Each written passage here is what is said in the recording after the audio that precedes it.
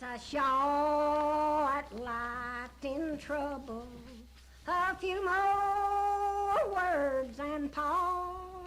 A short life in trouble, little girl, poor boy with a broken heart. I like to say these folks were people who came of age before self-doubt was invented. These were really wise, knowledgeable people. I mean, educated in the natural world, educated in the musical world, in their own folklore. So it was just something deep and wise. You'd marry me, standing in your mama's back door. So mountain music is sort of a catch-all term for the traditional music of the southern Appalachians.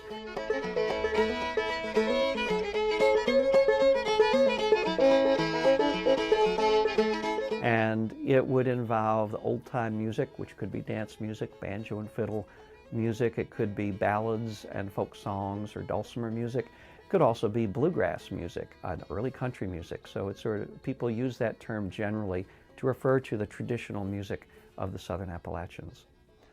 So mountain music is this combination of English, Scotch-Irish, and African-American all woven together. When all those things came here in the mountains, we really had a hybrid that just, you know, busted loose. This is around, I'm going to say really, in a way, the banjo kicked things into gear. That was in the late 1800s or mid 1800s, and that was a black influence. It came from Africa. A lot of bluesy notes on the banjo, and that rhythm of the banjo sort of changed the way the music was played. I mean, that's one of the things it did, along with the dancing and other things. But that combination of English, Scotch-Irish, and African-American made this incredibly powerful hybrid of music that's affected music to this day. The Mountain Music Archives at Warren Wilson College is a part of our special collections housed in the library, and it consists of a number of items, recordings, but also photographs and other ephemera related to music makers of this region, Western North Carolina. A lot of the collection was collected in the 1970s and early 1980s. In 1969, I came back to the Southern Mountains. I was going to college at the University of California at Santa Barbara. And I had fallen in love with the sound of the banjo, the old-time clawhammer style. And I met Ralph Stanley, the great bluegrass and old-time player. He was doing a concert out there, and asked him where I could go to learn this old-timey banjo style, the clawhammer style. He said, you need to go back to Asheville, there's lots of music.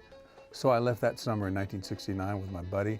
We traveled all through the Southern Mountains and went from Georgia to West Virginia, going to fiddlers conventions every weekend. And I just fell in love with the music and the people and the place and the culture. To me, it was like stepping into the lost world.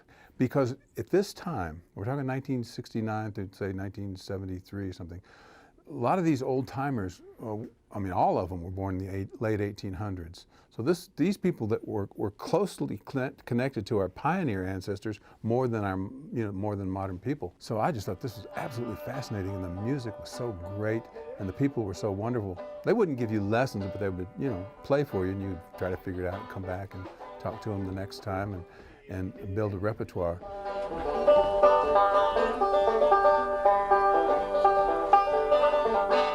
It became important for individuals to start collecting mountain music in the 1960s and 1970s, and there's a variety of reasons. One is in the 1960s, you had a folk music boom, you could call it, or a sort of explosion of interest in folk music. This manifests itself in performing groups like the Kingston Trio or Peter, Paul and Mary or Bob Dylan. But along with that, people who were interested in folk music began exploring the origins, where these songs came from. And some individuals became very fascinated with those origin stories, and to the point of tracking down individuals who had originally recorded a lot of this music back in the 20s and 30s. Which became the source recordings for these folk musicians in the 1960s.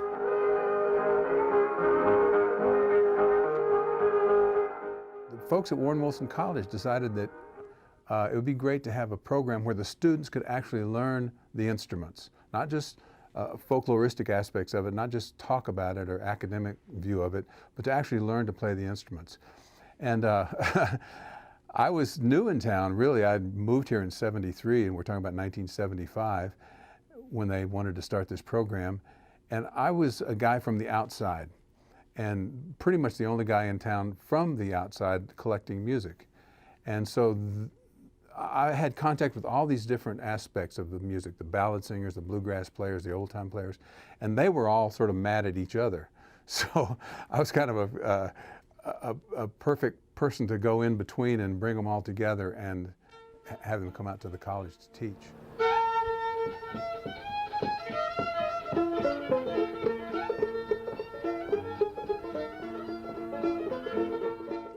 The collection is about 110 reel-to-reel and cassette tapes.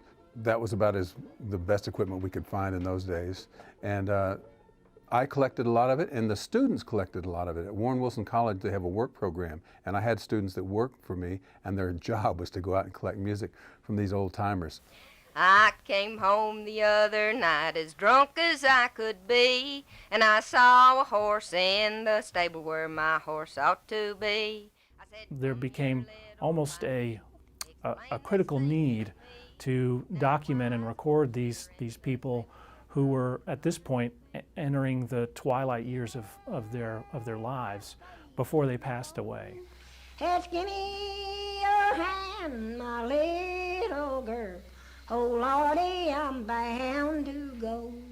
It was really in the 1960s and 70s when you saw an explosion of field recordings of people going to remote parts of the country and tracking down musicians and recording them as a way to preserve their music and document it for the public record before they may pass away and it would be unavailable.